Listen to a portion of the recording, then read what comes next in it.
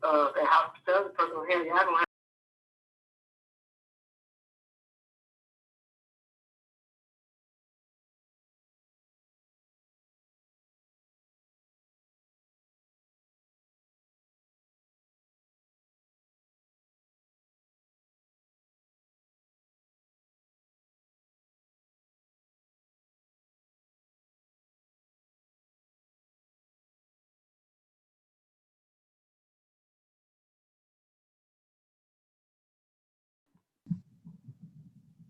Hey y'all, can you hear me? I can't hear me. Hello, hello. There you go. You look, your hair is cute. Hey, is that Hattie? Is that Miss Wade? You're still muted. Yeah, your mic is muted, Miss Wade. There you go. I see it now. Hey, pull your phone down closer to your chest so we can see you. There you go. Okay. Yeah. I'm Miss Wade. Hi, how are you? I'm good. Good. She was speaking to you, but you couldn't see her. Yeah, I can see her just a little. Yeah. Yeah. I'm We do glad- this on our Sunday school class, but it's a little bit larger. Yeah. Glad to have Oops. everybody on. I'm so excited about tonight. So Yeah. Is that Miss Wim? Is that Brenda? Yeah, I said hello. Okay, well, it's a little small. How are you? Well, I was wondering because I'm I didn't know. good. How are you? I'm well, thank you. Okay, yes. You know, just waiting for the Yeah. join, well, three to join us because we got Natasha. We've come a long way from Susbo, huh? Yes, ma'am. Yes, ma'am.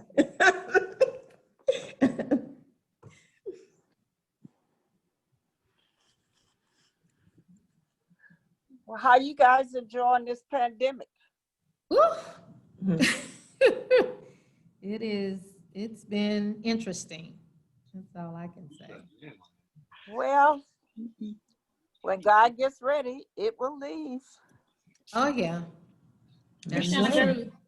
Rashonda, Yeah. make sure you pronounce it McCowan with a C. I see it spelled wrong, but that's okay. But just pronounce it with a C. Yes, ma'am. Okay. Yes, ma'am, I shall. Okay. And you know what? And I think that was something we didn't catch, but it is spelled correctly when you're Bio, okay. yeah, when you're for your picture for your bio when it comes up. Okay. Sorry about that. That's okay.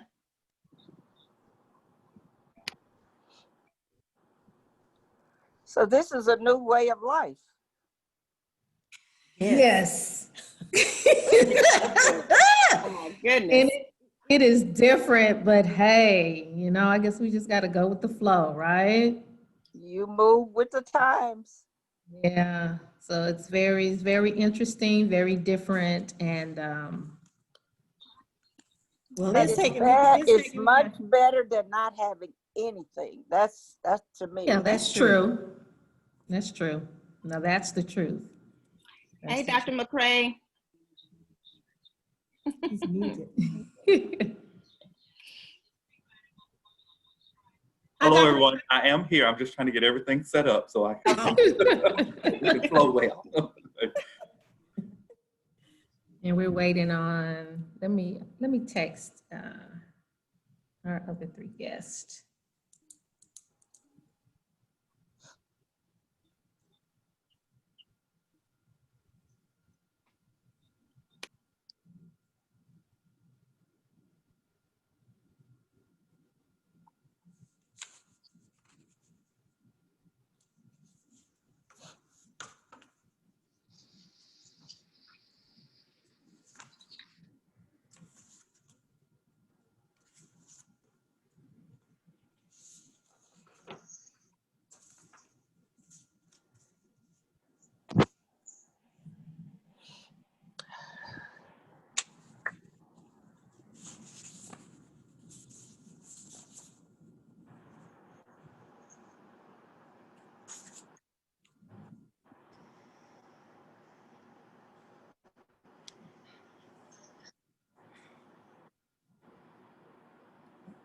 It's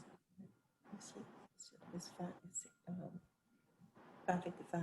Yeah, I told everybody to log in a little early though. I didn't want everybody to be jumping on right on at 6 if we can get started, you know what I mean? Right, exactly at 6.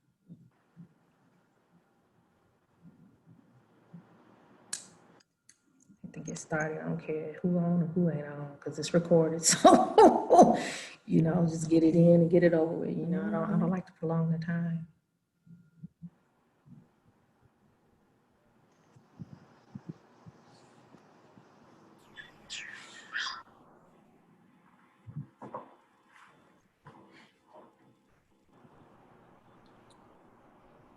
All right. As Ms. Spears is just mentioning, we are about 4 minutes away. So yeah, be reminded that our Zoom is recorded, and that is so that we can use these as teaching tools for our students later. So we will have these for our faculty who want to, use these master classes for their classrooms, for their teaching moments, of course. And then we are going to be going on Facebook Live. So we'll be live as well for all those viewers who click in Facebook and want to join us. Is Natasha so- on? She says she's on. I did see her coming. Oh, okay, Saw her, yeah, she's there. okay.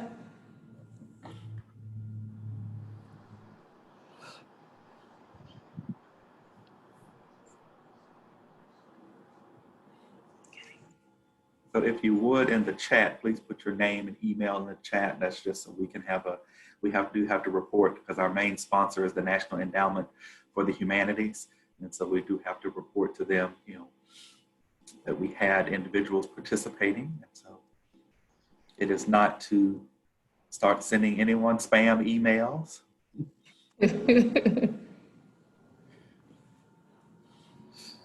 So you just want our names? Name and email if you would, please. Mhm. Okay.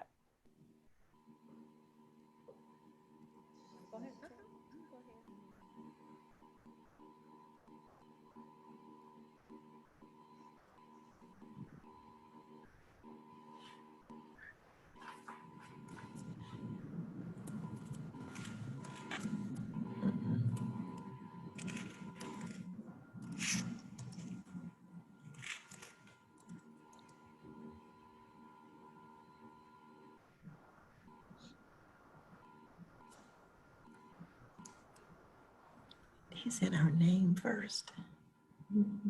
Yeah, she put her name first. Yes, and that's fine. Mhm.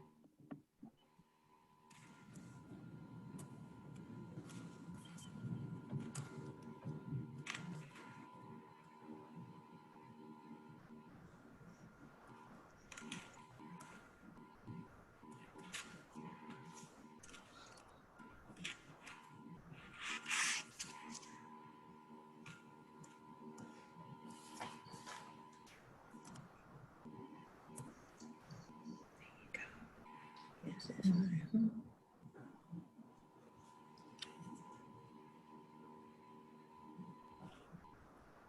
Okay, I'm Hattie Wade. My email address, Hattie Wade _GBC Okay. at bellsouth.net. All right, thank you, Ms. Wade.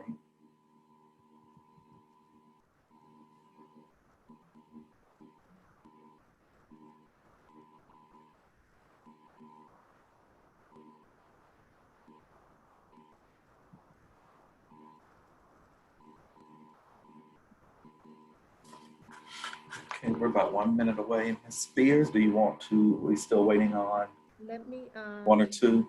yeah, 2. Let me go ahead and, I sent them a text, so let me go ahead and give them a call. Okay.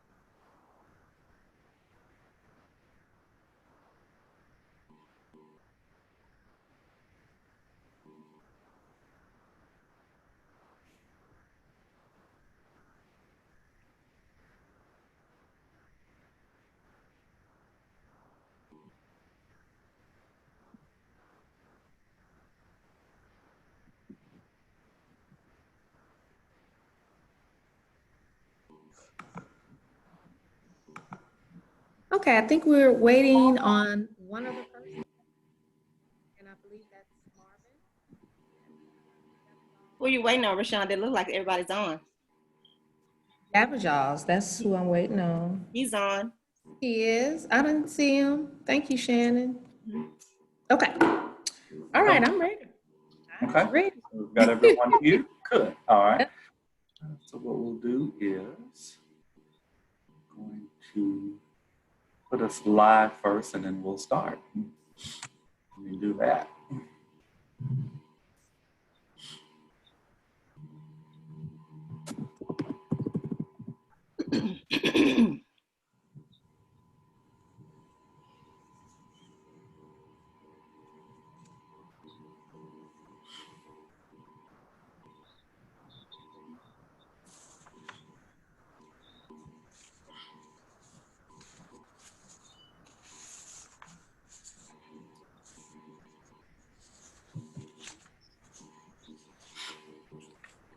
It's so interesting how everything can just go out in a flash.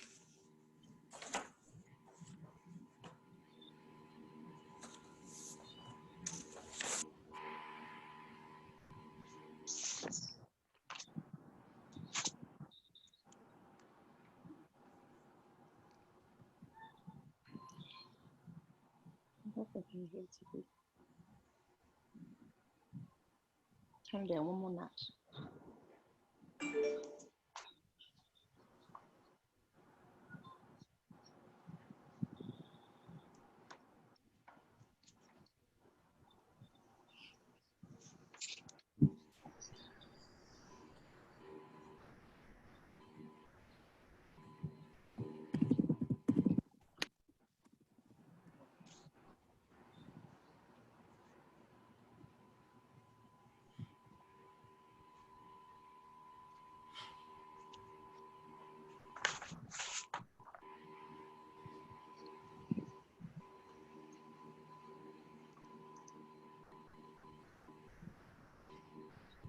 Setting up. Okay.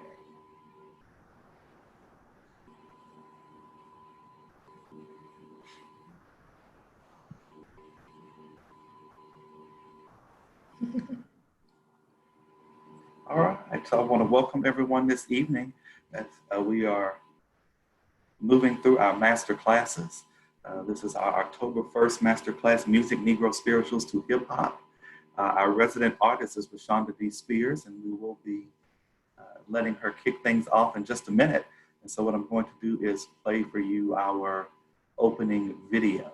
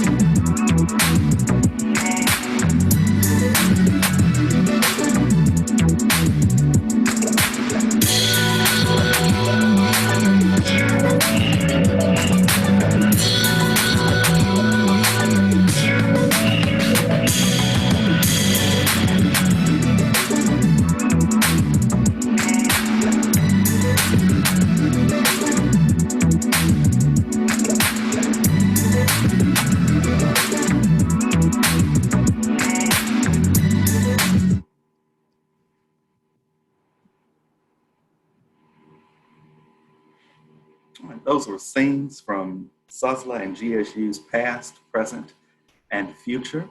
And so, of course, and you can see different scenes with our resident visual artist, Eric Francis. And then, of course, there were scenes there with our resident performing artist, who you are here with tonight, Rashonda D. Spears. So before we begin, I'll just ask that everyone please mute yourselves. That way we won't have a problem, hopefully, with sound.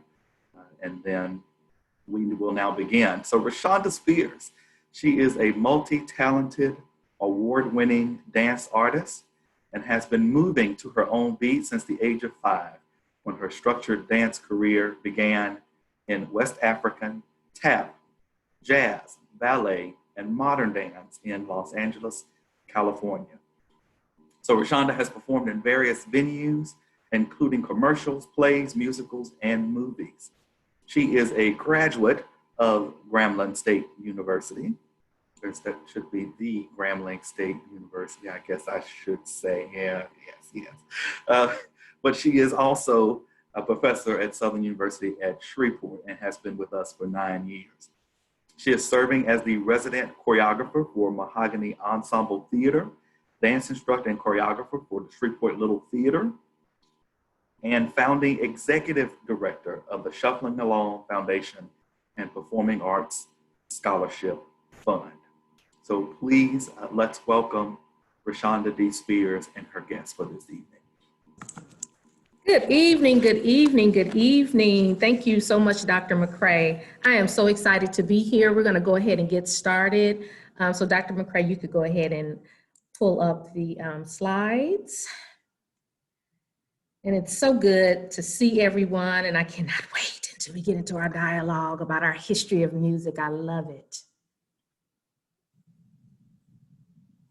All righty, good evening again, and welcome to the HBCU Homecoming 2020 SUSLA GSU Artist Reunion Zoom Masterclass Series. Tonight's workshop, Music, from Negro Spirituals to Hip Hop. This series sponsors are the National Endowment of the Arts, AT&T, Shreveport Regional Arts Council, the City of Shreveport, the Carolyn W. and Charles T. Beard Family Foundation. Tonight's panelists are Hattie Wade, Brenda Wimberly, Natasha Davis, Shannon Mercedes McCowan, Terrence Bebe Stewart, and Marvin Jabber Jaws Williams.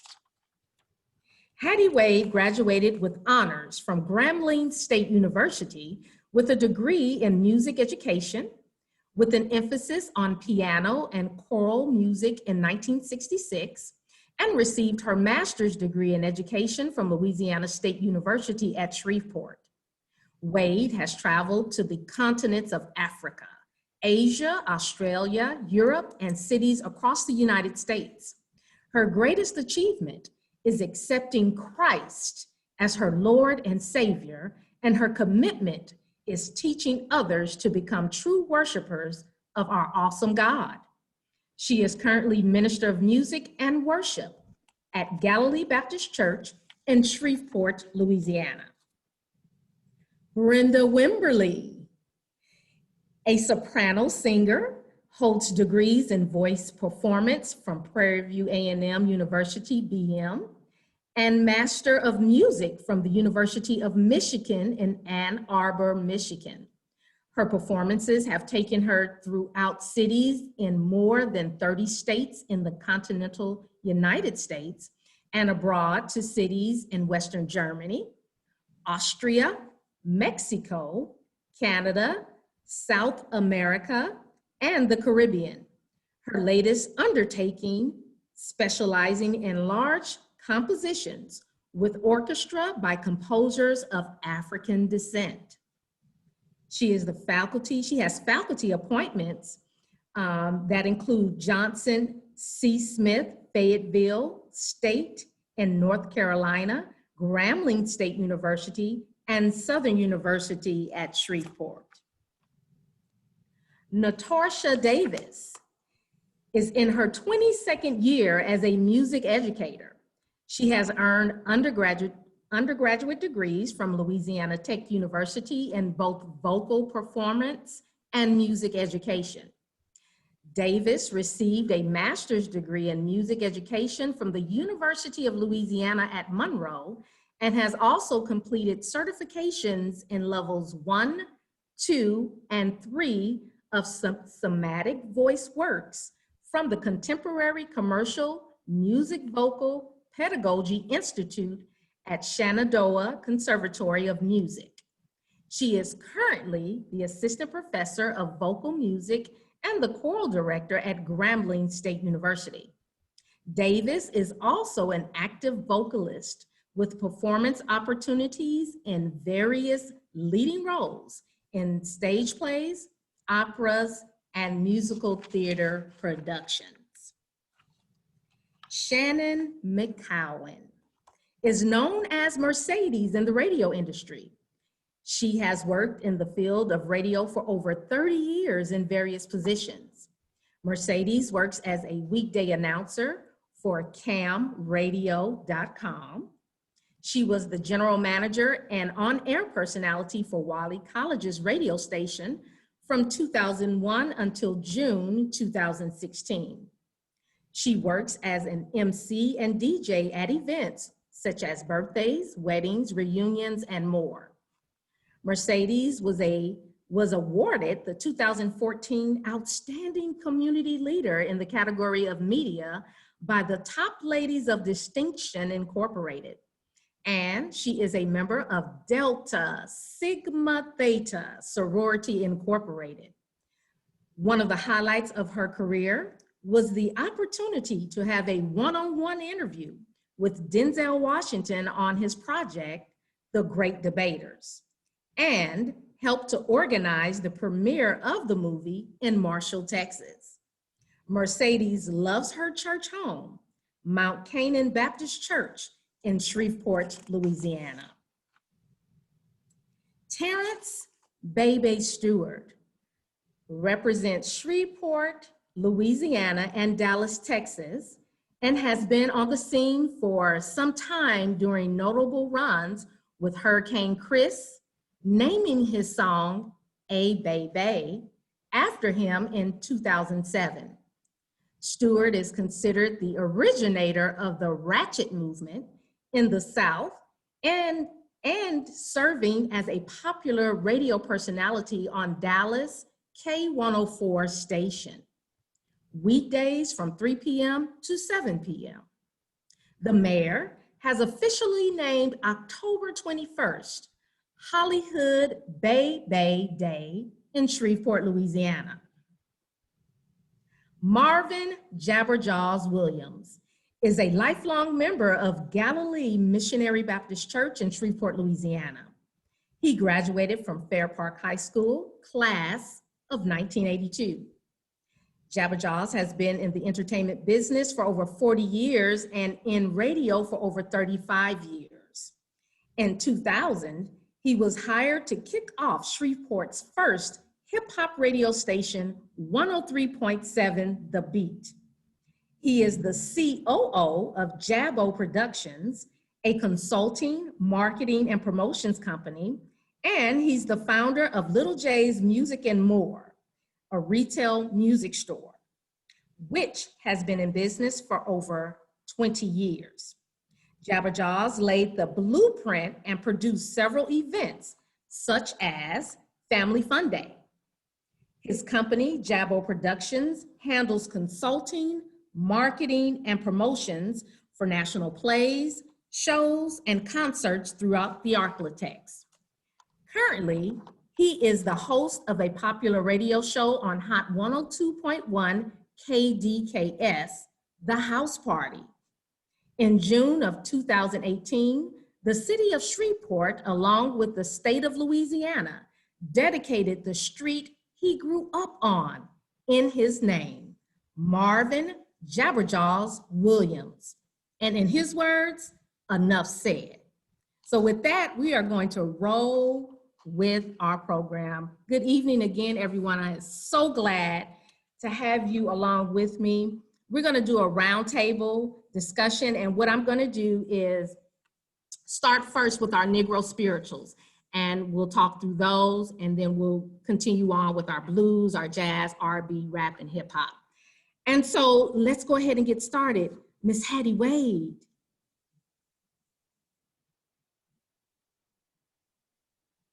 You're muted, Hattie.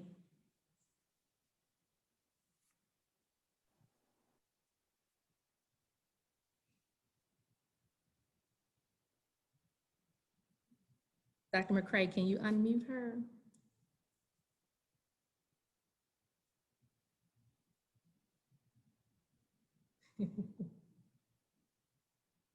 Hold on just a second, Hattie, if you're speaking. We need you to be unmuted so we can hear you. But while we're waiting for her, just a little bit about Negro spirituals. This particular genre of songs originated in the United States, and they were created by African Americans. These spirituals were originally oral, a type of oral tradition that imparted Christian values while also describing the hardships of slavery. So you will hear a lot of hardships in some of these hymns. Okay, Ms. Wade, we're ready for you. Okay, good evening, everybody. Can you hear me now? Yes, we can hear you. Okay, let me first congratulate you for this. I'm just fascinated and just thrilled that this is going on. I want to start with, you can't talk about the Negro spiritual without talking about the Africans from whence it started. And actually, in Africa, music is different from what it is in America because it's what we call functional in the music world because it's involved in every aspect of their lives from their childhood through adulthood. It's also done in an oral tradition form, and it's usually done by the griot in Africa. And the beauty of the spiritual, in my estimation, is that it comes from the history of the Africans when they were brought here, and it tells their history of servitude, of resistance, and how they actually survived. The amazing thing is that from Africa, when they became residents, I guess we could say, or they were brought to America, they held on to their religion and their culture.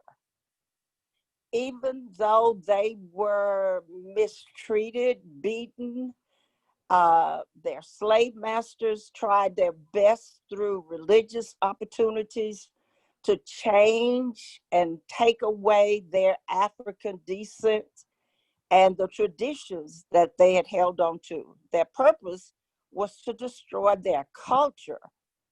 But because of the fact that they held on to their culture, their religion, even though they were beaten, they were sold, their families were broken up, it was their culture that kept them together. But they brought with them a song. And it made me think about with the Israelites, how can we sing a song in a strange land? But the Africans held on to their song, and they were so creative and brilliant in how they did it.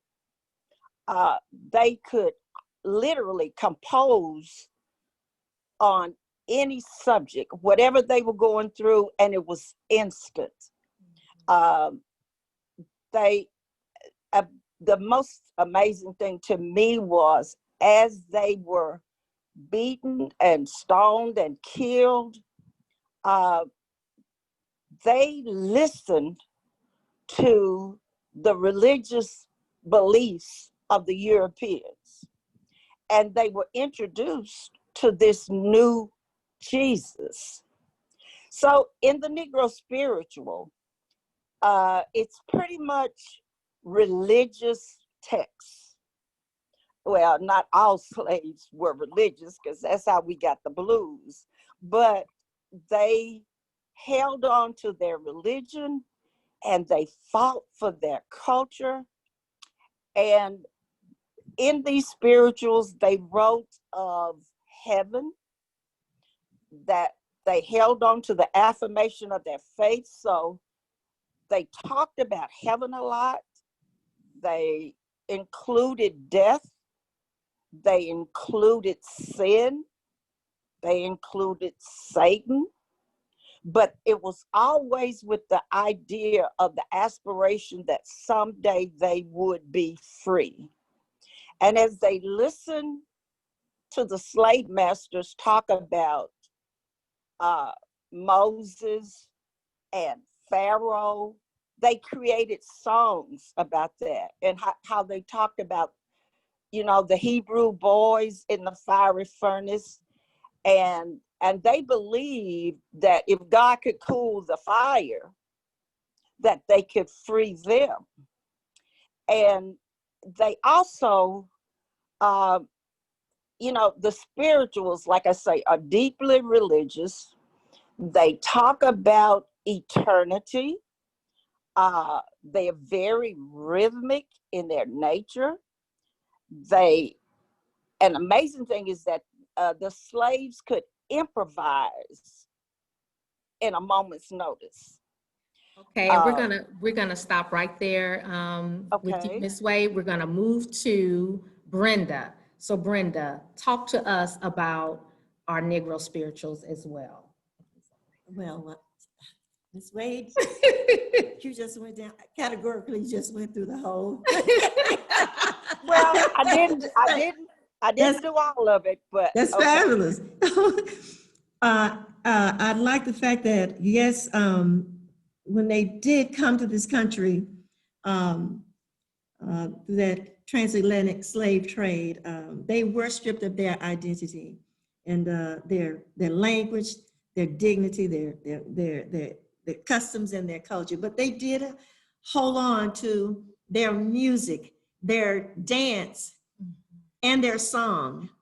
And I just learned that they actually brought with them some of the vegetables that we enjoy in this country today. The collard green, that is from Africa. And they had the innate skills to build and design, but their music, their dance and their songs. Singing was their way of communicating. Since the oppressors had taken away most of all of their, that valuable tool, the drum that they brought with them. They took that from them because that's how they communicated from plantation to plantation. But they could not take away their song. And that is how they actually really, I'd say, made a fool out of their oppressors, because they had a way of singing in code.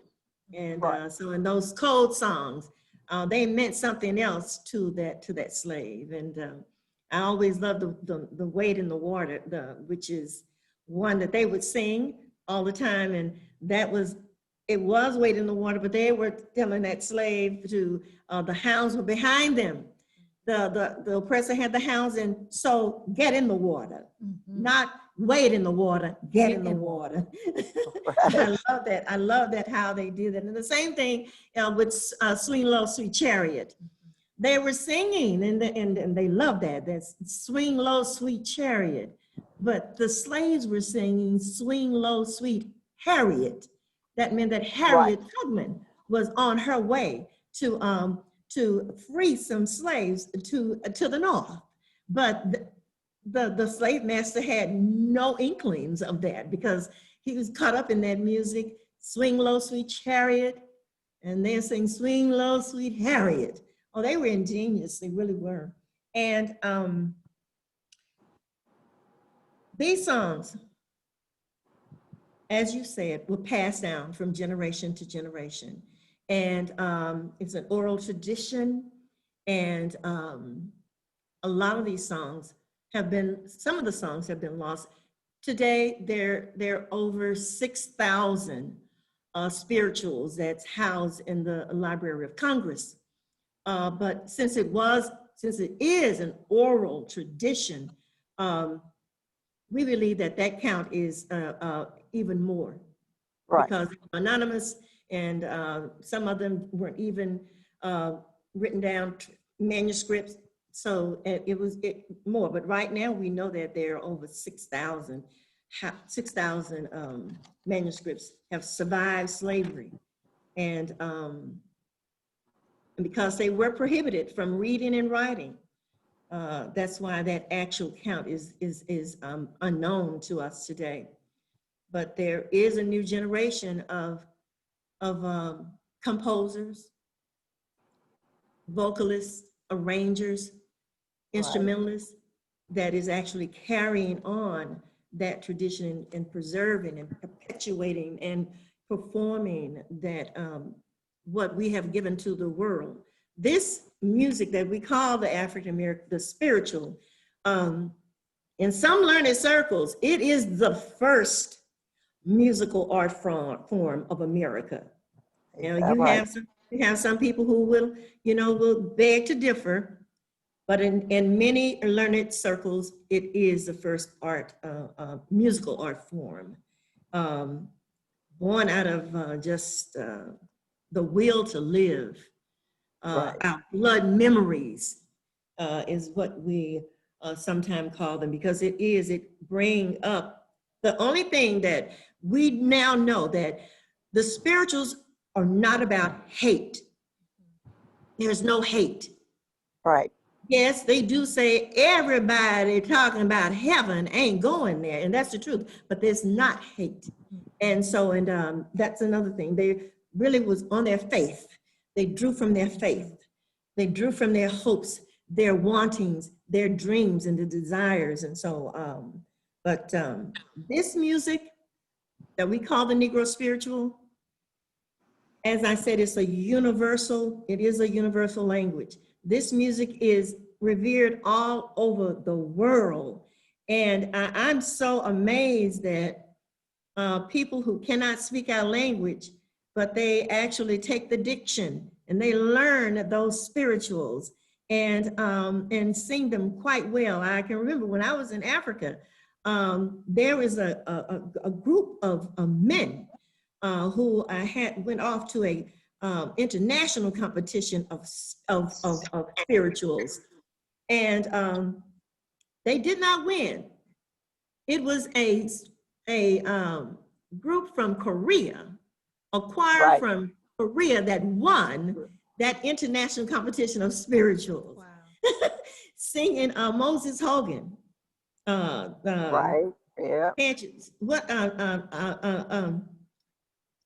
Natasha, was that Can't You Hear Me Move? That one. I'm going to sing to the spirit. I'm going to sing to the spirit. Yes, I'm going to sing to the spirit. So it is amazing that there has been a question. Who should be singing this music? Who should sing the music? And the music is to be sung by everyone. Yes. Right. Now, certainly there are some that we can only sing ourselves. African Americans can only sing themselves. Those sorrow songs, the majority of those sorrow songs can only be sung by the persons who actually have gone through that. I know they can't, although we do know now, because someone just said there was white slavery, and they have come out with a book that they were enslaved as well. So then they could sing that song, Mama is Master gonna sell us tomorrow. I suppose that they can sing that same song. But this music is what we Blacks have brought to this country, and it is to be revered and cherished because it is our legacy that we have brought to this country. And so we should be very proud that this is ours, and it can't be duplicated. They might do something to it, but they cannot take that from us. Wonderful. Natasha, come on and talk to us and give us your perspective. Ms. Wade and Brenda kind of summarized it all. I would like to say that in performing and listening to different spirituals, the interpretation that other artists present, it's truly individual. I may sing a spiritual a certain way and interpret it one way, and Brenda may sing it and interpret it a whole different way. So the emotions that's drawn out is individualized. And I think that's a lot of what, and I'm gonna call them artists, even though they were work songs for them and code songs for them, but they were also artists in that. They can create those melodies that they were able to communicate to other people. You had to have some kind of creativity to bring that about. And so, you know, they probably could feel their individual pain in that call on their way to Freedom Land. And we all know Freedom Land at that time was in Canada. You could feel that longing. Y'all hurry up, Harriet's coming. You know, wade in that water. You know, you could feel that urgency, and I can only imagine that sense of urgency that they had at that time is what we're feeling when we're either interpreting or writing the songs. Just as Brenda said, there's so many artists right now that are still writing this music, and the rhythms are phenomenal. They are, I'm not going to say they're difficult, because I tell my students all the time, nothing is difficult. It may be a little challenging, but we will attain it. But again, it's birthed out of the emotion, the things that they were going through at that time. And I feel like that's what the rhythms are all about. The harmonies, and I love thick, rich, lush, fat chords is what we call it in contemporary music. But in our European style language, the harmonies, the rich harmonies, that's another thing that we are, our descendants are known for, creating that special blend, that harmonization, and it's a cappella at that. That's true musicianship. And again, the creativity in them. Yes, they were working. Yes, they were beaten. Yes, they were demeanored. Yes, they were raped. Yes, everything was taken from them, even their humanity. But in the midst of all of that, they still were creative. They still were artists. And I really believe that that's part of the reason why God kind of planted us here, planted our ancestors here to bring on that artistry. And it leads us into where we are now. You know, if we didn't have those Negro spirituals and those call and response songs, we would never have gone into those old 100s that's in the church. And those old 100s lead us into some of those other hymns that are in the church. Or everybody knows that old 100 we sing, I love the Lord, he heard my cry. And then Richard turned it into this huge choral piece that you all heard Whitney Houston do in whatever the name of that movie is, Bodyguard, I think it is. Those kind of things, no, it was another movie. But anyway, y'all know what I'm talking about. I love the Lord heard my cry. But he took that and just made it into this huge choral arrangement. Right. So you leave it, it goes from an old 100 to this beautiful anthem that is able to move from the element of the spiritual to the old 100 to the hymn, and now we have a full choral ensemble. And I really believe that that's the purpose, part of the reason why we were here, our ancestors were here, creating that artistry those beautiful harmonies, those challenging rhythms, the syncopation. Again, all of that, like Ms. Wade said, there was the birth of the blues. There was ragtime. There was jazz. All of that came from our innermost beings, starting with our ancestors that were brought here. And that was a beautiful segue, Natasha, because that's what we're getting ready to talk about next, blues. So Can I just interject one thing? Yes, you may. Okay, to piggyback on what Natasha said, the slaves brought in the invisible church, which became the Black church. And what Natasha was saying, it's a carryover for years, because that's with the Black church, what they call the invisible church. After they were turned on to this new Jesus, they found a way to meet in brush harbors by themselves and shout and pray and preach and do the call and response and all of that. Very instrumental in our churches today. So let's move on. Let's take the dialogue to blues. Okay, let's take it to blues. Blues is a genre of music form which was originated in the Deep South in the United States. And they're saying around the 1860s. Don't know how true that is or not. By African Americans from roots in African musical tradition and African American work, songs, and spirituals. So let's talk about blues. Let's talk about the blues. Ms. Wade, do you want to take that, or Natasha, do you want to take that since you already started, you already had given us a segue into it? Or should I move to Marvin? Marvin, look like you ready. Well, the only thing I wanted to say about the blues was, first of all, like I said, all slaves didn't believe in God and hold on to their faith, but their lyrics in the blues turned to love and sex.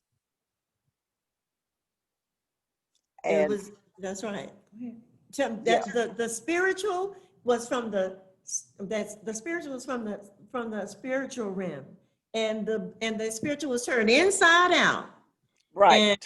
And that carnal knowledge that men that we have, that begat the blues. Right. So that's secular. So we got the secular and the sacred. That's where it started. Yes. Like that. Love that. Secular and sacred. Yes. All right, Natasha, you have anything to add to that? No, go ahead. Somebody else can talk. We can talk about the blues all day, but yes. Marvin, what do you have to add about the blues? I know you can talk to us about the blues. Yeah, the blues is all right. As a kid growing up, I had a chance to experience it all, and I actually played blues. Southern Soul is the new form of blues on the show, and like Miss Wade said, it tells a story, whether it's sexual, whether it's everyday life, and it has a different feel to it. Of course, the new blues, which is known as Southern Soul nowadays, it's more up-tempo, but it's basically telling the same stories. And as a kid growing up, I used to bust tables on the weekends at Freeman and Harris Cafe, and they had the jukebox in there, and the people would come in and play it, and you know how you don't want to hear it, but you got to hear it anyway. So I started liking it after I heard a few songs, and the blues, like I say, it's been around. It's us. When I say us, to me, it's the culture of the of the blacks, and of course, nowadays, you even got white bands and white people loving the blues as much. They even have the bands trying to play the blues, but they don't have that soulful sound or that soulful person singing it. So, like I said, blues is the foundation of music to me anyway. And a lot of artists go to that and then circle off into the R&B and everything else. But at the end of the day, blues has always been around, as long as I remember.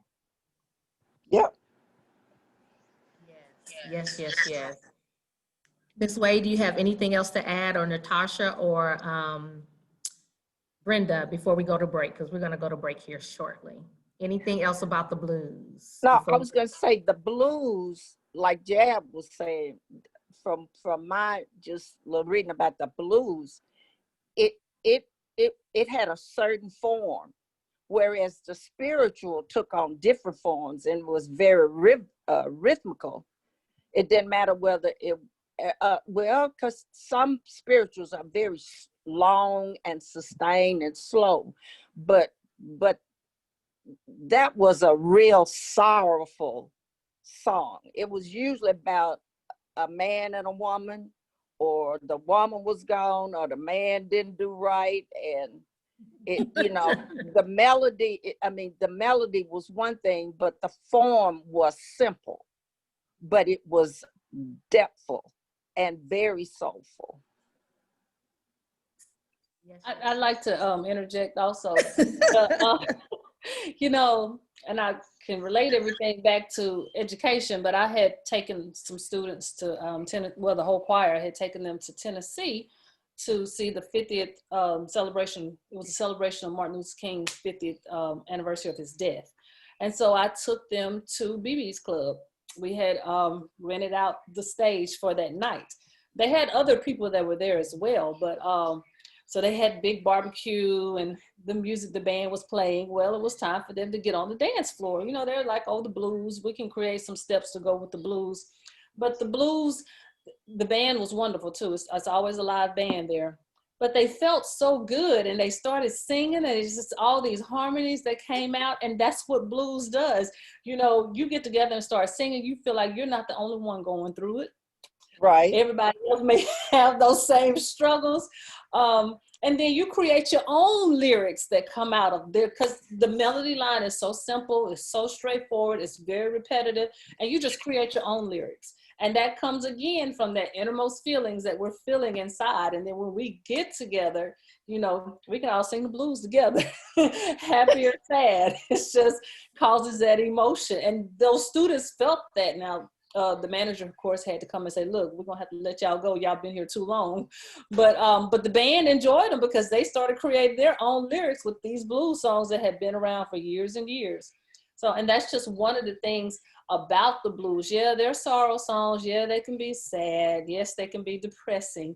But when you listen to them, sometimes you're like, oh yeah, I've been through that. Oh, I know somebody that's been through that. And you're able to collaborate and come up with something together, singing the blues. Yeah, so here we go. It's all connecting. Our Negro spirituals with our blues. And then we're gonna tap into jazz when we come back from the break. We'll tap into jazz when we come back from the break. So we'll tap into jazz music. So when we hit our break, the intermission video you will be viewing, if you choose to stay and watch, you can go get you something to drink or go to the restroom. But this particular video you will be seeing is some choreography that I was commissioned to choreograph on the Grambling State University Arkesis Dance Company, of course at Grambling, and it was a tribute to Hattie Wade. So Hattie, you will be looking at the opening piece from 2019 in tribute to you. So Let's take our break, and when we come back, we will be talking about jazz. All right. All right. Okay, we're going to take a break. As Ms. Spears just mentioned, I believe the video is about 7 minutes. So you have about 7 minutes to take a break and come back and join us when we commence with jazz. So let's see if I can get this started.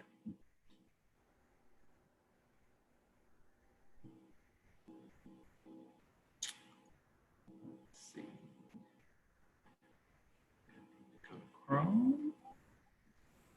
And then we are Grambling Arkesis.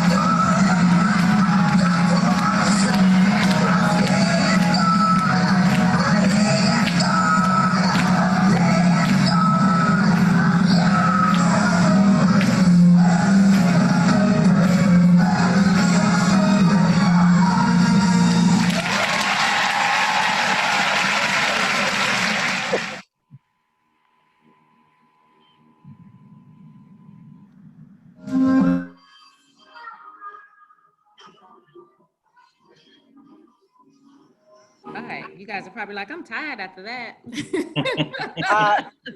You know what? It's a little difficult to teach, but I was there, and it just broke me down. It was beautiful.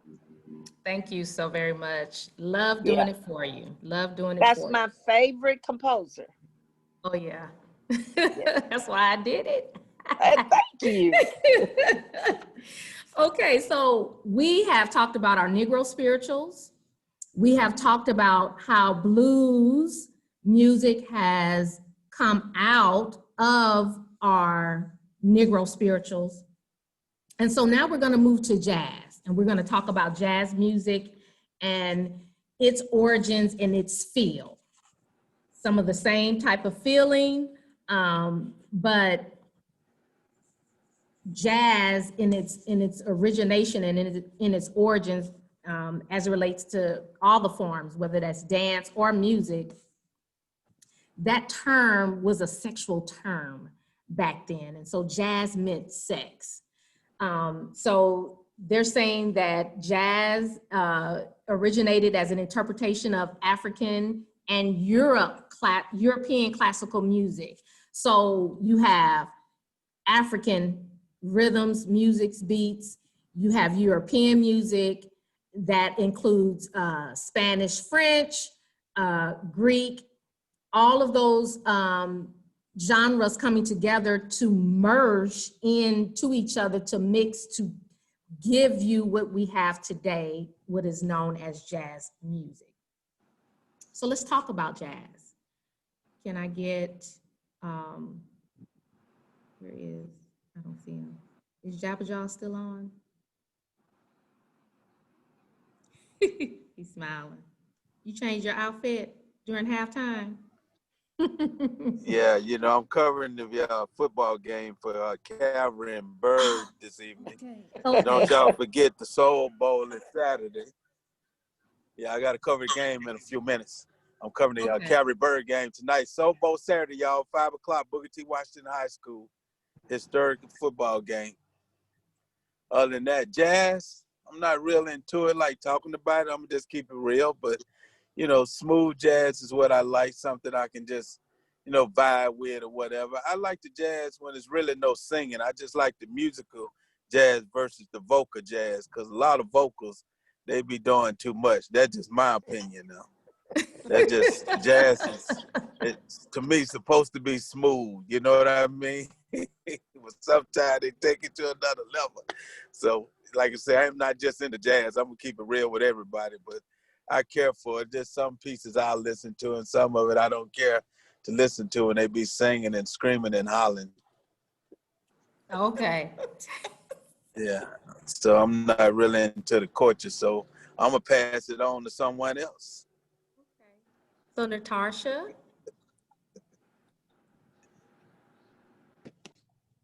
Well, we can talk about jazz. Can't really get into jazz without talking about stride piano and ragtime and all those things that it evolved from. Musically speaking, it is another one of those challenging genres of music. But I think the most fun part of jazz is the improvisation. Making it up. We never sing it the same way twice. We never play it the same way twice. And that's a part of the originalness of it, the true artistry of it, the creativity of it. And we can talk all day about jazz and jazz musicians, you know, our favorites. We talk about Ella and Diane Reeves, and just, we can even lead into tap with this jazz stuff. Roshonda, you give us a whole lot because it all works. It ties. Oh yeah, it all ties the music with the dance and jazz dance and tap dance, it all ties together, because all of those things, again, as I stated earlier, are a mixing or a blending with some of the other forms of music from Europe. Exactly. So even some of the movement in jazz and tap, we did a spin-off, some of the things like called the cakewalk. That was a spin-off from a European dance. And so you have things like, or people like Snake Hips and, Master Juba, all of those people who created from what they saw, what they knew and what they saw, and mixed it together to give us jazz. Yes. Okay? And It's another one of my favorite genres. I just hate I stopped playing it in my young age. But go on, Natasha. I'm sorry. Oh, I was saying, it's ironic that you say that. Yes, you don't want to stop, because sometimes, when we're dealing with those syncopations and all those 12-bar blues and those riffs, it's there. It's just a matter of getting it back in the vocals, getting it back in the fingers. And honestly, our shout music in church is nothing but a 12-bar blues. Historically speaking, there was a time in the classical period when dealing with European music, there were certain chords they would not allow in the church. Right. And those same chords, eventually, they had this big discussion with the Decree of Nicaea and all of this other things that went on, and they allowed secular music in the church. And a lot of those chordal structures are those seventh chords, those added sixths, those added seconds, those dissonances. They didn't want the dissonances, mainly because it drew emotion. Sometimes I ask people, I said, are you listening to the music during the hooping part of the preaching, or are you actually listening to what the preacher is saying? Because that music draws. And some of those same chords that we hear are chords that are played in jazz music. We hear it in our swing. We hear it in our bebop. We hear it in our scats. It's a fun genre. It's just a fun genre of music, and I'm thankful that it's one of those things that's still around. We talked about spirituals being sung by everybody. Jazz is being sung by everybody. I just wanted to say that in some circles, jazz is America's classical music because of the way that it is structured. Mm-hmm. And really the only thing that European, what can you say that is European? All you can say is that maybe notation, because that's what they use, but it is all American. Yes, it is. And I'm glad you said that about the notation, because it is. That's the only thing that makes it European.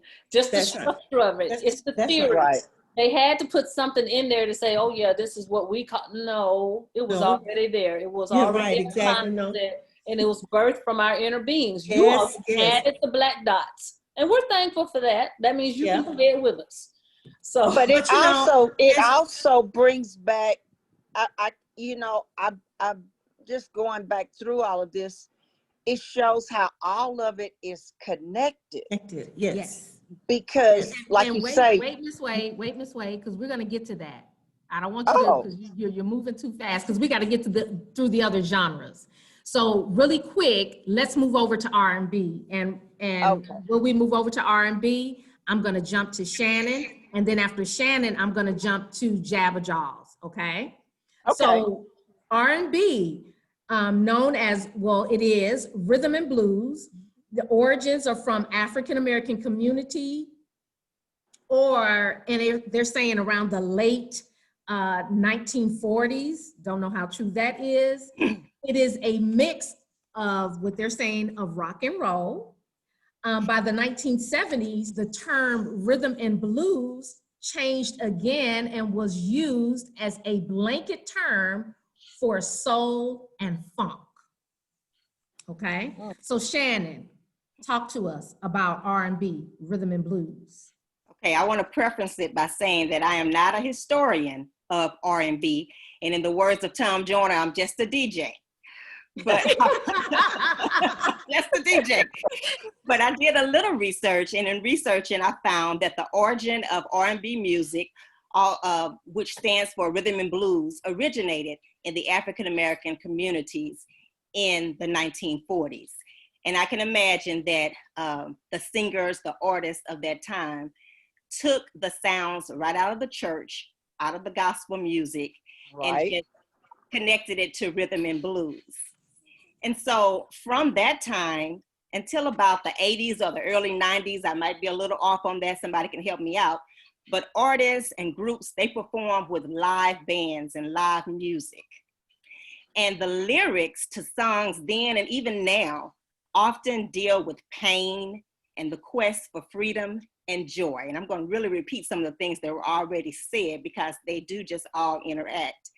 R&B helps to lift you up when you're down. It helps to pump you up to get you inspired. The lyrics also deals with triumphs of relationships, money, aspirations, and self-awareness. And there are also many triumphs over relationship, money, things like that. And then there are many songs throughout the years that we can call our anthems, the anthems to our life or the anthems to a certain movement that is going on. I like to say that all music, specifically R&B music, is designed to be inspirational, motivational, empowering. And R&B and hip hop can be hard-hitting sometimes, addressing the issues that are happening in our communities. A lot of times, we know what's going on in our communities. Even today, it's been going on throughout the years. As people say, the more things change, the more they remain the same. So the things that are going on in our communities, such as police brutality, racism, unemployment, those are the types of things that the artists of the R&B genre addresses, so that it's not just hidden to our community, but they're shining a light and making it, bringing awareness to it so the whole world can see it. And they're doing that even today. So I love that. A lot of things such as racism, police brutality, and things like that would just remain in our community. And you would think that everyone should know about it, but they do, but they act like they don't. But when they hear those songs, when they hear those songs, it rings a bell and it sheds a light on things. And of course, in today's society, we have social media now, so you don't really have to just rely on the music. You can rely on the visual. But music is just really emotional. R&B music is just really emotional. And if you'll just allow me a little bit of time, I want to go through several songs that speaks to an individual, speaks to the community, speaks to a movement, because that's exactly what R&B does. It touches somebody in every single way, whatever emotion you may be going through. So when you need to check yourself and see what you can do to provoke change, let's look at Michael Jackson and Man in the Mirror.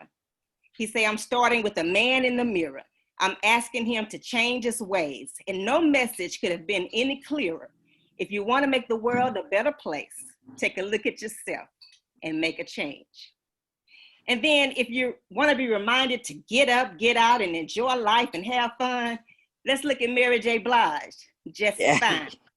Just Fine. She says, no time for moping around, are you kidding?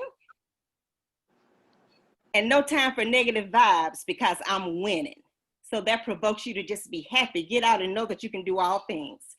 And then of course, in today's time, what we're going through right now with the police brutality and the racism and the dark times that we are going through right now, we can take it back to 1960 when Sam Cooke said, a change is gonna come. It's gonna come. And in those lyrics, there are times I thought I wouldn't last for long.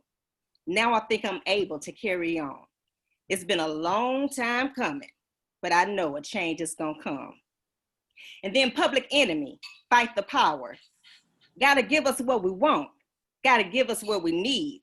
Our freedom of speech is freedom or death. We gotta fight the powers that be.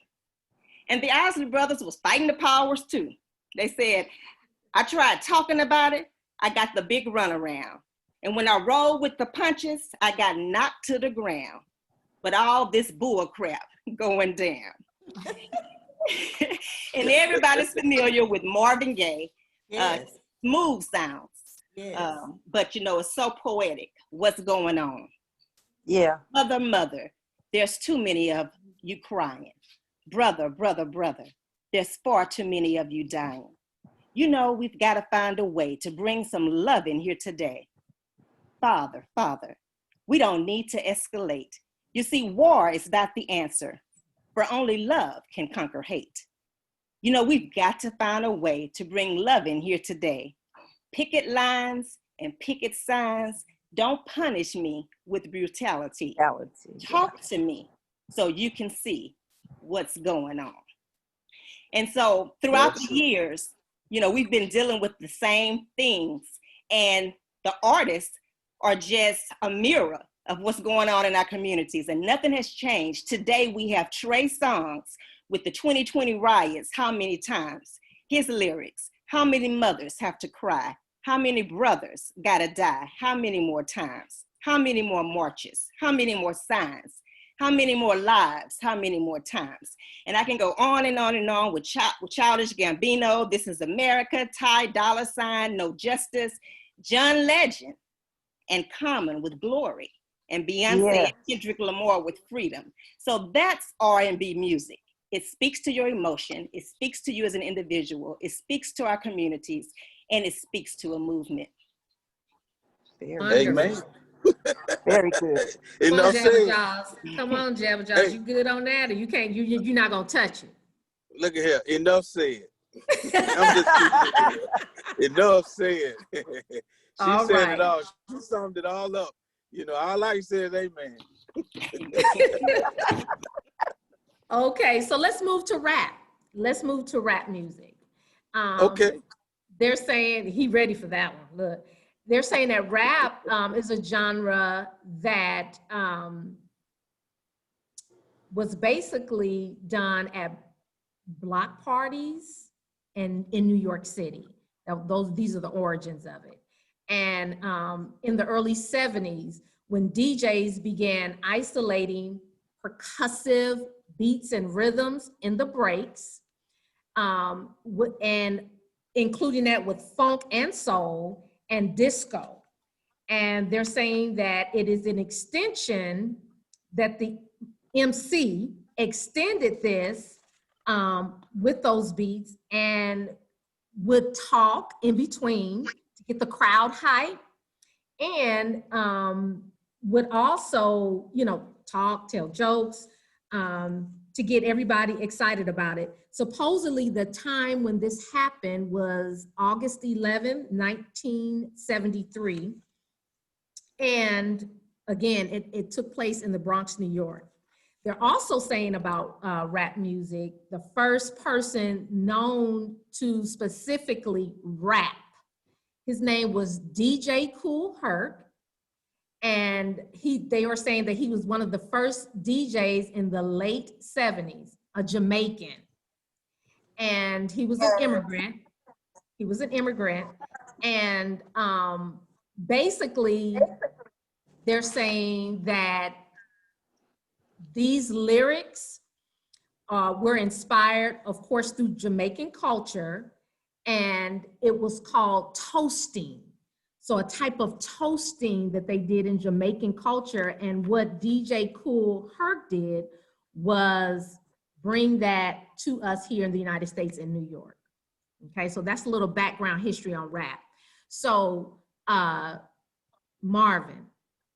Jabba Jaws. Yes. Talk to us. Yes, ma'am. Talk to us about rap. Okay. Well, rap started, like you said, back in the early 70s. But when rap first started, rap was more like poetry. Everybody had stories, and the stories was more positive than it is today. They was telling about things to enhance us and better us, and talk about, like Mercedes was saying, about, you know, fight the power and this, that, and that. And of course, as things changed and years went by, you know, they took it to a whole nother level to where a lot of people started not liking rap. But when rap first came out, I can tell you, I felt like everybody was into it. We used to rock the parties back in the day, in the early 80s, 90s at the YMCA on Hearn Avenue. And that's really how I got my popularity, because I used to listen to those rappers out of New York back then. Like I said, they was giving positive messages. And I used to sit there and listen to them, and I would rewrite some of the same lyrics they would say, and I would go to the parties. Keep in mind, when I first started DJing, I really wasn't a DJ. I was an MC. I would talk smack on the mic, get them to throw their hands up, say little chats, but I would do little raps that I heard off of those cassette tapes and off of those 12-inch vinyls, and I would write some of the lyrics and say them at the party over another beat, and everybody was fascinated by it. And that's really how the popularity started with me. But of course, we all know rap has turned into a whole nother animal. When I say animal, because majority of the rap, some of the hottest rappers today are the ones that's talking about the kill.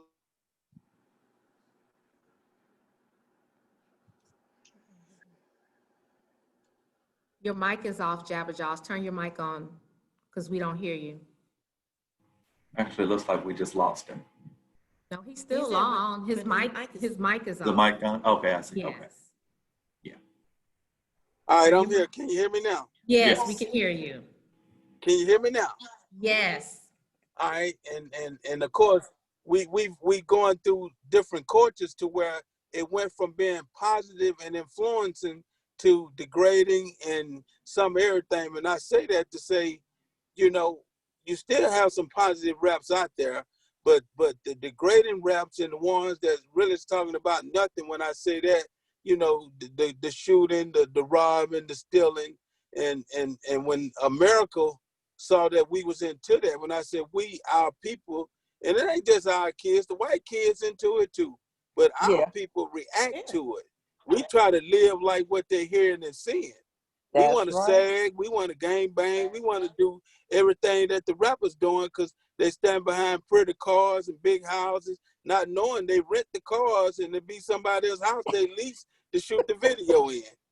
And our kids got caught up in it.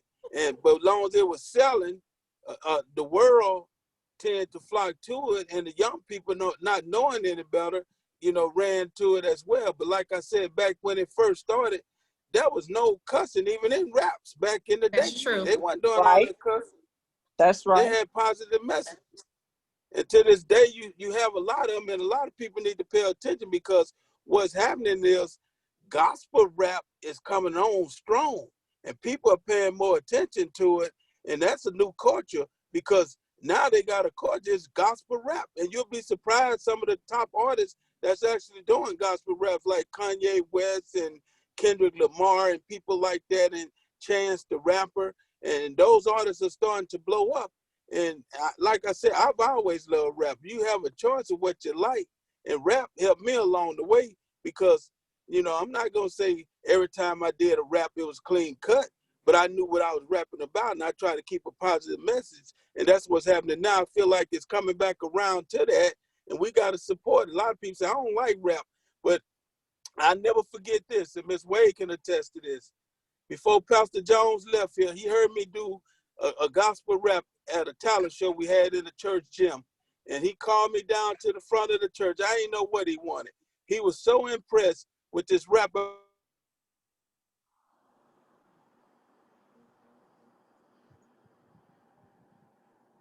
Frozen. Turn your mic on, Jabba Jaws. Turn your mic on. Yeah, keep my signal getting bad. I don't know. Okay, All so right. you said that Is Pastor y'all Jones there? heard. Yes, can you hear me? Can you hear me? Yes. Okay, and you said that Pastor Jones Yes. heard your rap, and what happened?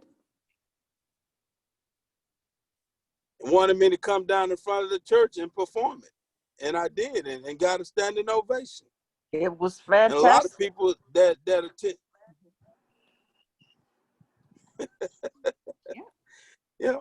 So rap has its ups and downs, but rap is gonna be around. It's all about what we tend to put in the face of the kids, what we tend to push.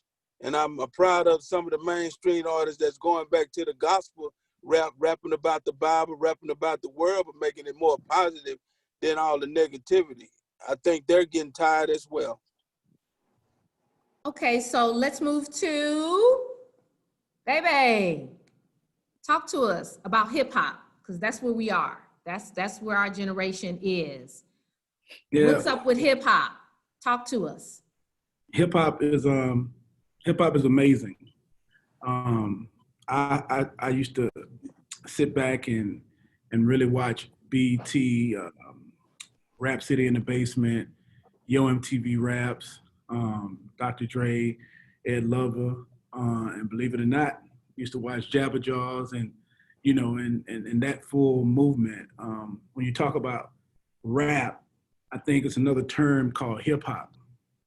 And hip hop is a culture and an art movement, you know? Like you said, it started in the mid 70s. And there's a great debate right now whether or not hip hop started in New York or the South. You know, it's on record right now for Africa Bambaataa of Zulu Nation, right? But the word hip hop is it's a bunch of elements. It's rapping, which is, you know, by MC, talking about DJing between a guy playing records and with a mixer. You're talking about breakdancing. You're talking about graffiti. You're talking about beatboxing. You're talking about street entrepreneurship. You're talking about the lingo, the language, the fashion, and the style.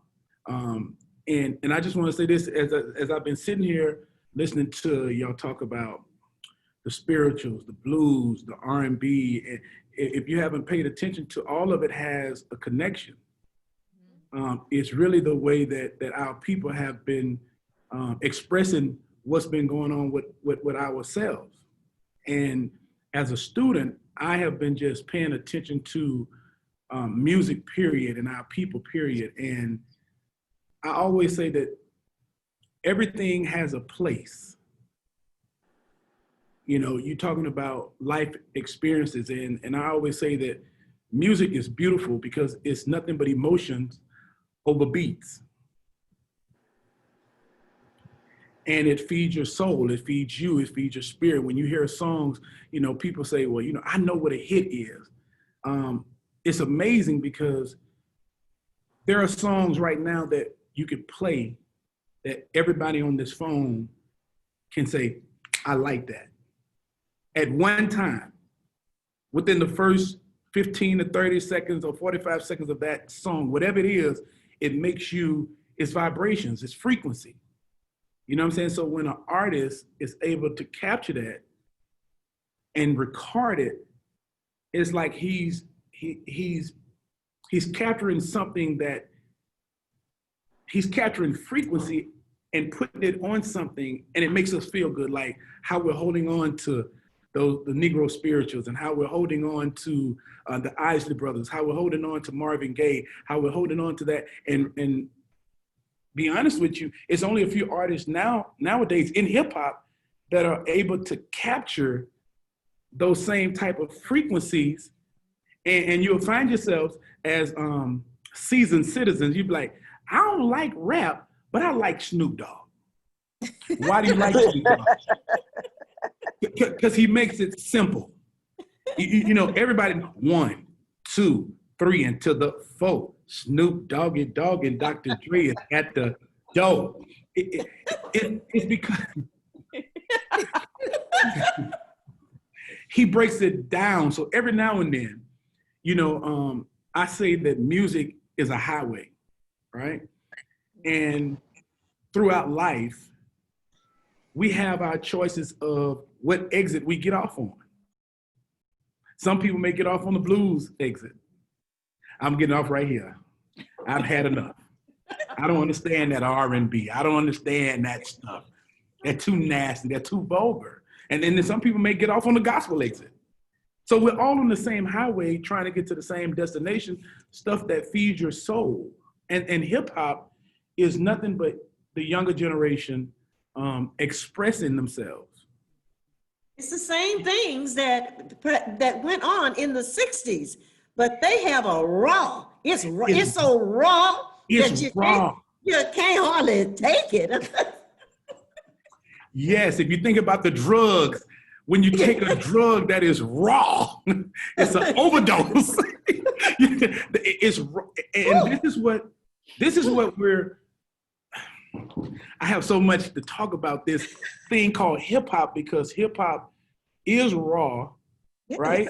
I remember when 2 Live Crew was on TV trying to trying to defend the rawness. Y'all remember that? I The do. rawness. We want some what? It's just in your face. It's just, I mean, they have no, Unapologetic. it's so, yes, unapologetic about it. Oh, it's just, but Think I about- understand. It's where we are today. Guys, when we get to the point where we say that we don't understand, it's because you've had enough.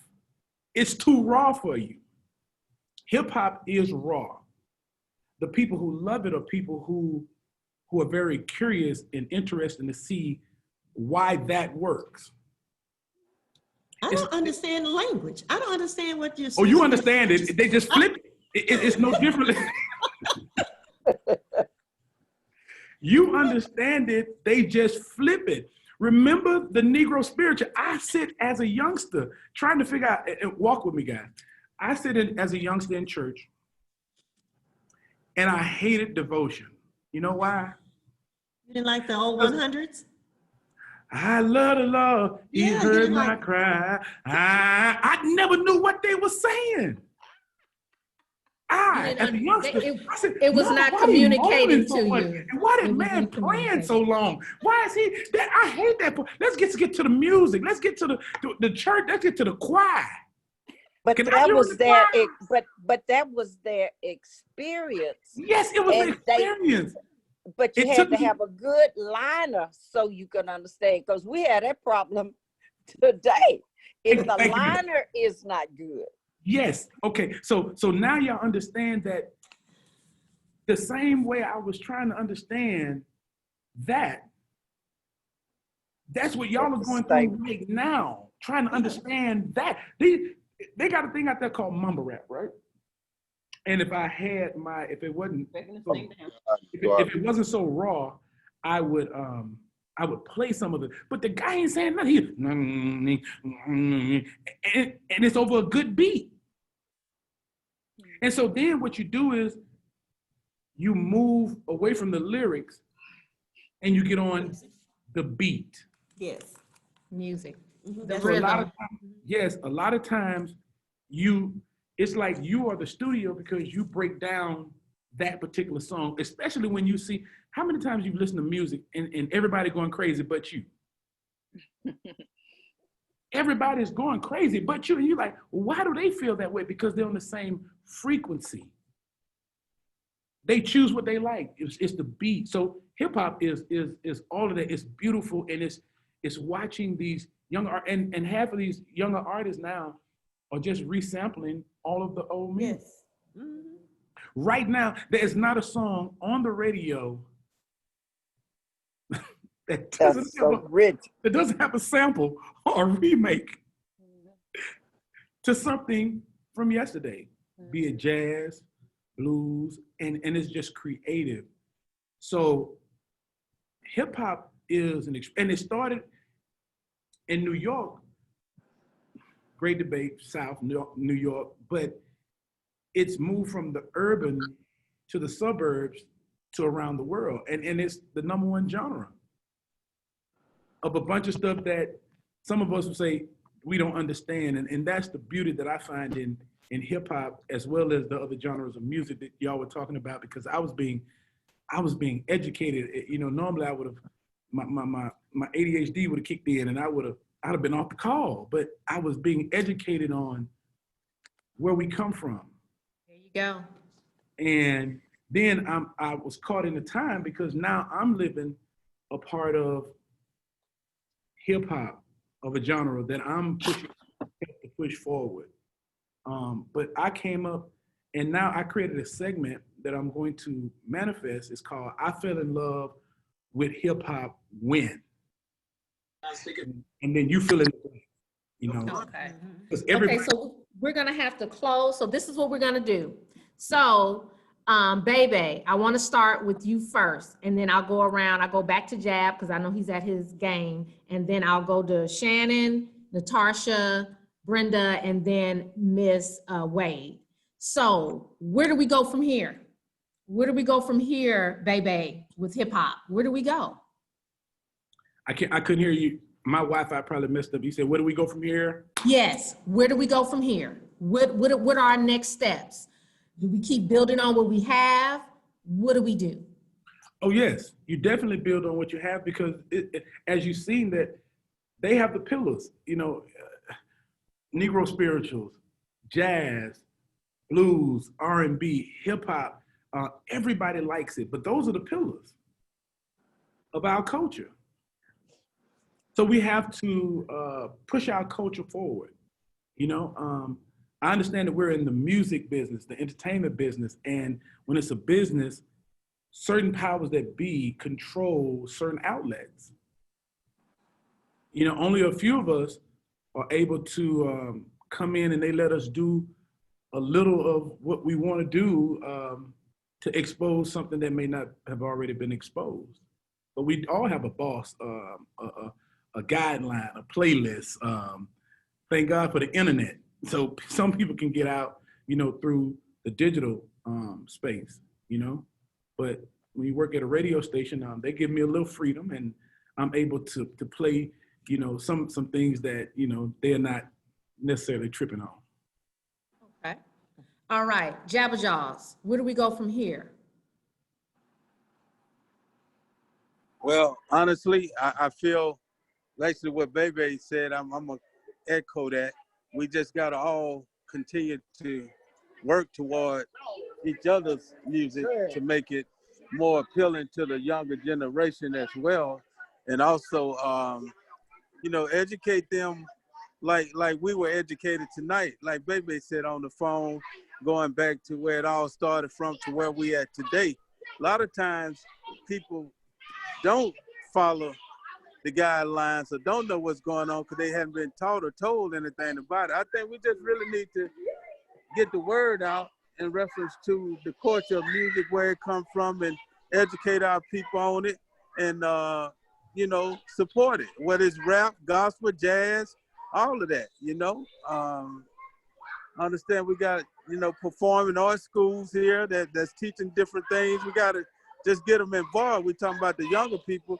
And as far as the elders, I feel they have to change. They have to understand that it's a new era, it's a new culture, and you got to adapt to it. You can't close them out, and that's another form of being negative. So you can't close them out. You got to, like I said, educate and motivate them to keep going, really. Okay, hey, thank you. Before we leave, can I just have 2 minutes? Wait a minute, hold on 1 second, because I got to get to Shannon, and I'll come back to you. Shannon, where do we go from here? Turn your mic on, Shannon. I'll be real quick, baby. I'm just going to say, I think we should just continue to build on what we have, but we've always been a people of creativity, so just continue to be creative and continue to tell our story, because hip hop is our story. R&B is our story. Good. Natasha. I agree 100% with what everybody has said. Now, I love what Shannon just said about the creativity, because that's what rap is. That's what R&B is. That's what hip hop is. The creativity, the improv, which is same thing as in jazz. We're making it up. We're spitting it out. My hat goes off to those rappers who can just freestyle like none other. But they're the same as our poets, like Langston Hughes. A thought came to their mind and they penned it out. That creativity is what we were born with. It's just innate. It's a part of our culture. It's a part of our heritage. And yes, it's some of those same characteristics that were found in those slaves that created those spirituals back in the day. Good. Ms. Wimberly. The spiritual begets the blues. The blues begets gospel. Gospel begets jazz. Jazz begets R&B. R&B begets hip hop. Where do we go? It all recycled. It's all recycled. It's the same thing. And it's just done in a different way, but it's the same thing. And so they all intertwine. And it's all about our experiences that we are having, that we feel on the inside. It is something that it really says something about our people. How can we feel so deeply and white folks can't? What is that? What is that? That's something that's innate. I was gonna say it's we're innate. God's favorite children. That's my opinion. It's something about we are so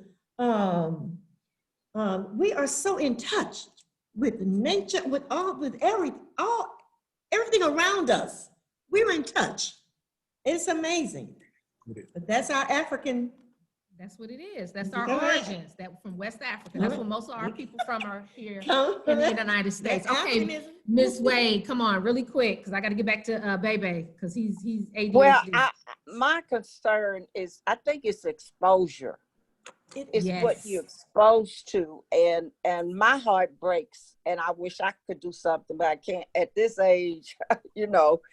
But in our schools, there is nothing that these children can experience in our schools that would even make them gravitate to want to go to school to learn. And I think it's just a matter of exposing people to, because hip hop, it has had a great impact on our young people, and honestly, for the negative. And I think it's the Africans held on to their culture. Our children don't know their culture. So I think it's a matter of exposure, because all of it intertwines, as Brenda just said. So. And that's why we're having this discussion, and that's why I did it this way, so that whomever is listening and watching will see and understand their culture.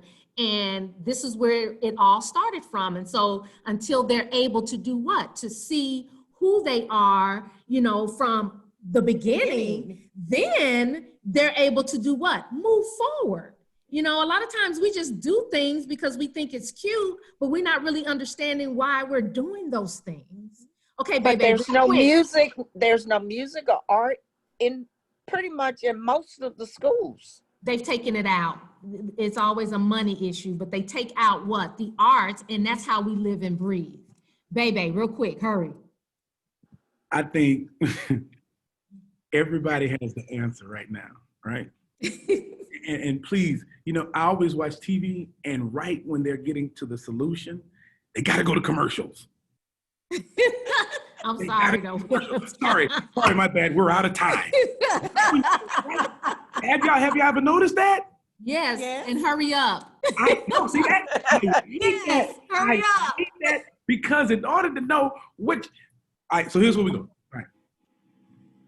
In every genre, in every, I'm gonna speak for hip hop because I was being educated about the other genres, right? You have to meet people where they're at. I know everybody's tired of killing, shooting, all of that, right? So I have been working on the why. The why of why our younger generation, my generation, is so out of touch. But they're not out of touch. It's just what they choose to do. Attention is the new currency.